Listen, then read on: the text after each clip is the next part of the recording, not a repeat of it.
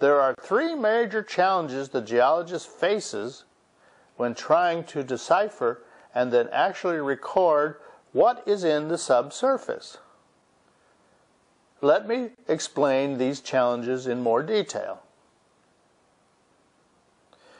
The first challenge for the geologist is being able to accurately account for the time lag between the time when the cuttings were cut to the time that it took for them to reach the surface. The second challenge for the geologist is to be able to recognize and correctly place the different cuttings in the correct zone. For example, because not all cuttings rise to the surface at the same rate, large, low-density cuttings can rise faster than small, high-density ones. In addition, particles from redrilled portions of the well may have fallen into the hole because of clay swelling or may have sloughed off from the formations further up in the hole and can become mixed with other samples of cuttings deeper in the hole. Having to decide, therefore, the correct order of the cuttings or having to recognize and discard material that has been seen previously requires a lot of experience. Fortunately, the experienced site geologist is more likely to place all of these sometimes random cuttings into the stratigraphic column in the log properly.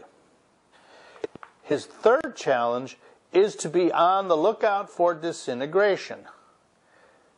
Disintegration is caused when the drill bit grinds up the cuttings into such fine particles that these particles dissolve into the water of the drilling mud. They literally disappear and cause a blank space on the log. The geologist must, therefore, be on the alert for disintegration so that he can use other tests to identify the type of rock that is in the formation but may be missing on the log. In any event, using the correlated data coupled with interpretative experience, the geologist prepares the report of the stratigraphic descriptions of the borehole from top to bottom. With the compiled data on the mud log from the driller, the mud logger, and the geologist, the drilling department is able to determine the depth of the well, calculate the different drilling zones as measured by the rate per hour the drill bit passed through the various rock types, check for oil and gas shows in the mud, collect and analyze the cuttings for their characteristics and lithology, and place the cuttings at their appropriate placement as they might appear on the stratigraphic column. These formation evaluation techniques, however, give them only a partial interpretive view of what is there in the subsurface. For instance, when the driller notices a jump or break on the drilling log, he performs a bottoms-up circulation. This break in the mud log may be the first indication of reservoir rock with good porosity. This preliminary data from the mud log can only suggest the potential of a reservoir. Procedures and tests to collect actual samples and test for formation characteristics and fluid pressures and volumes will have to be conducted. Remember, conducting the following series of procedures is so important, in fact, that the Society of Petroleum Engineers requires that when a company claims it has found a new oil or gas reserve, actual production and formation tests under SPE best practices must be conducted. Please refer to Chapter 5 for more information about proven and unproven oil and gas reserves. With that said, let's go back to the logger.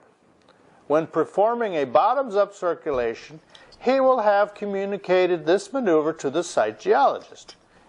If the geologist's analysis of the bottoms-up circulation is favorable, he may call for the capture of an actual sample of the subsurface rock. Called coring, this sampling method allows him to collect an actual example that can be picked up, examined in detail, smelled, weighed, and analyzed for key reservoir parameters. These samples will then be sent to the company's laboratories for further analysis. Since 2 round trips are required to first install the coring assembly and then to remove it, coring is not cheap in time or money.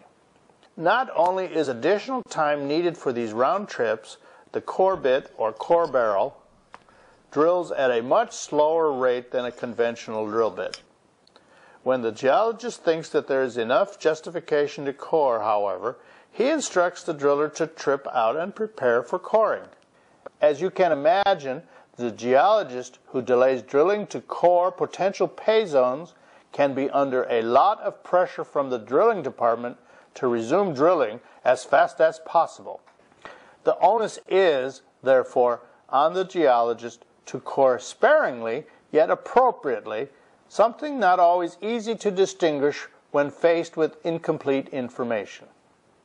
In conventional coring, the drill string is pulled out of the hole and the drill bit is replaced with a conventional core assembly that consists of a donut-shaped diamond or PDC bit that runs on a hollow core barrel.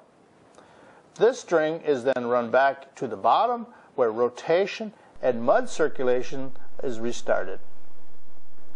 As the bit penetrates the rock face, a solid core of undrilled, uncrushed rock rises through its center into the barrel. When the zone of interest has been penetrated, or when the core barrel is full with a sample of about 30 feet long, the string with the barrel that contains the core is pulled up to the surface with the spring-loaded core catcher attached. Once the core is retrieved, it is taken to the laboratories for core analysis. Whole core analysis is sometimes performed, but usually only a small section of the core, called a plug analysis, is done. In this analysis, the laboratory checks the core sample for porosity, fluid saturations, permeability, lithology, and other areas of interest as requested. Conventional coring does not work in every formation. It works best in consolidated, hard reservoir rocks that are more frequently found in older onshore formations.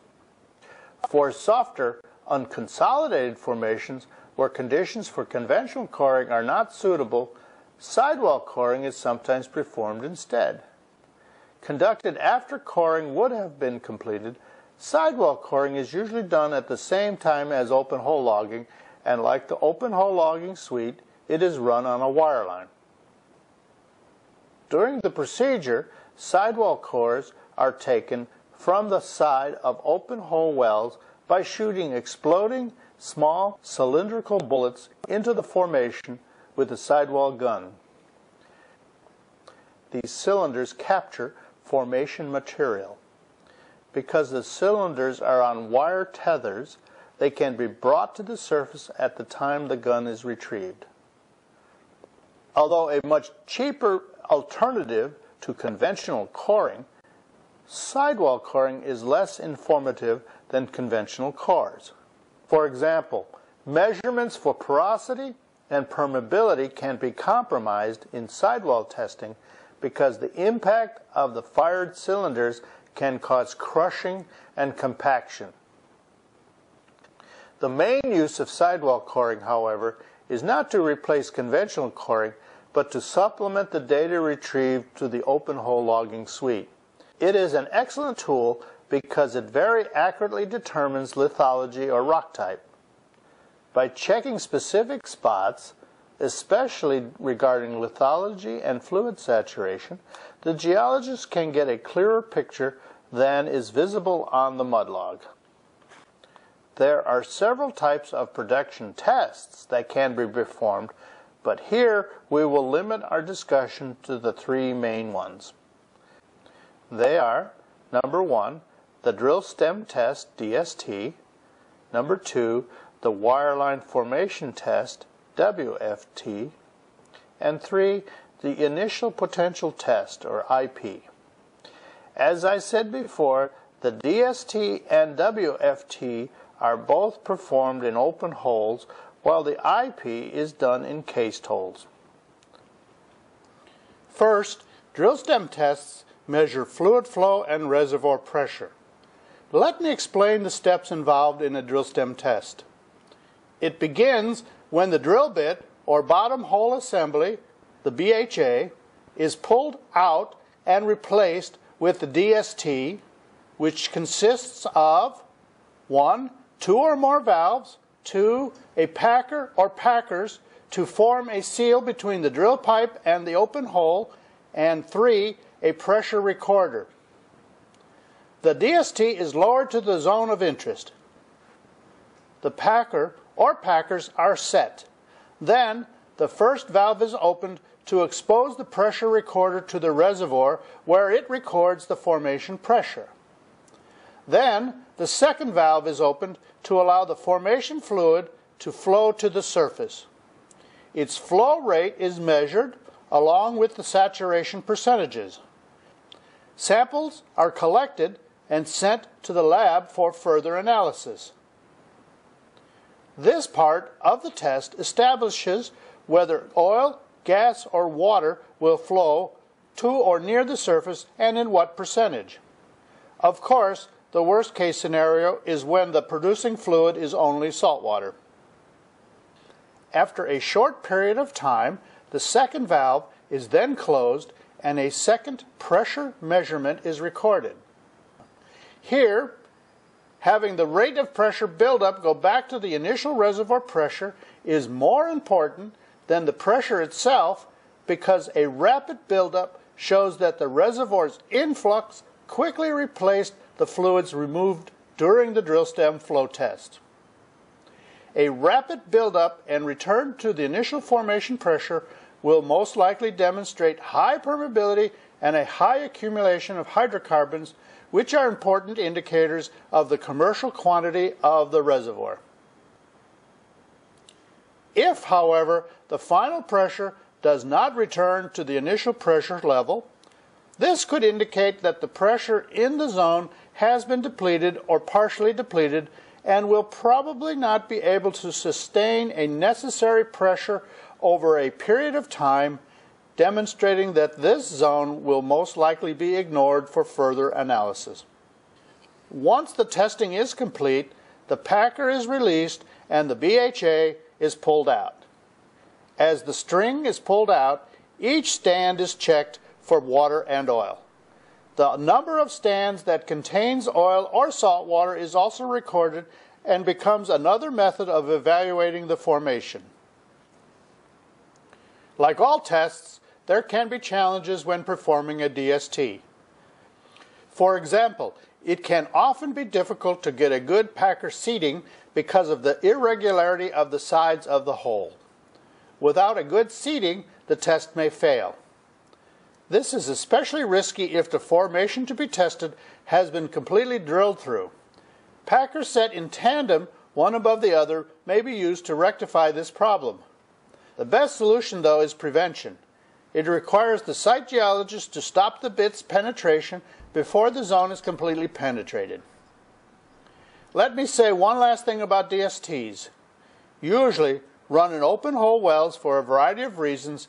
They can also be run in holes that have been drilled to TD or total depth, cased, cemented, and then perforated. Doing a DST at this time can avoid packer seating problems and the possibility of getting stuck that is always present in open hole wells. In addition, because higher quality test results can be obtained when performed in cased holes, it is sometimes more advantageous to wait until the hole has been cased, even with the added costs of casing, cementing, and perforating, especially if the formations look really promising. We'll talk more about this in Chapter 8.